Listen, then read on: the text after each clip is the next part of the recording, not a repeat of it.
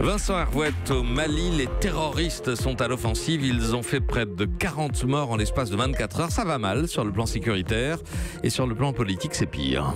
Alors à l'aube, les terroristes ont attaqué 2 postes militaires dans le centre du Mali. Et puis en début de matinée, c'est un camion rempli de civils qui allait au marché, qui a sauté sur une mine près de la frontière burkinabé. 30 morts, un carnage.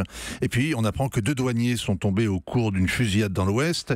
Et ajouté à cette litanie, la mutinerie d'un peloton de gendarmerie.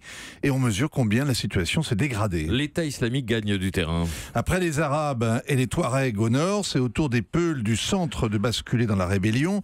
Les djihadistes rallient les paysans abandonnés à leur sort. Ils liquident les caciques locaux. Ils rendent une justice sommaire. Ils enrôlent ceux qui vivaient de la contrebande et que la présence de l'armée dérange dans leur trafic. Et ils intimident tous les autres. Bref, ils sont de plus en plus comme des poissons dans l'eau. C'est le contraire pour les militaires. Les 12 000 casques bleus, les soldats maliens, maintenant ceux du G5 Sahel, servent de cible aux embuscades ou se bunkérisent.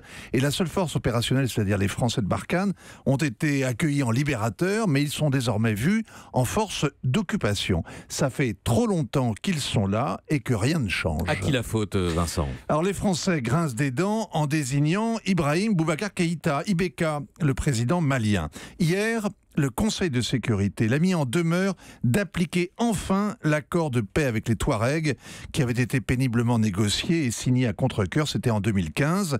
IBK l'a laissé pourrir sur pied, 3 ans de perdu, il n'y a pas eu de paix des braves et l'argent qui devait financer la reconstruction du nord du Mali a été détourné. Alors avec son regard de myope, sa fausse humilité et son air bonasse, IBK est un politicien roué. On l'écoute faire des phrases, un vrai démagogue. Il sait bien que les électeurs du sud malien n'ont que mépris et rancune pour ceux du nord. Alors pourquoi donc les chagriner alors qu'il veut se faire réélire en juillet pour un nouveau mandat? C'est irresponsable.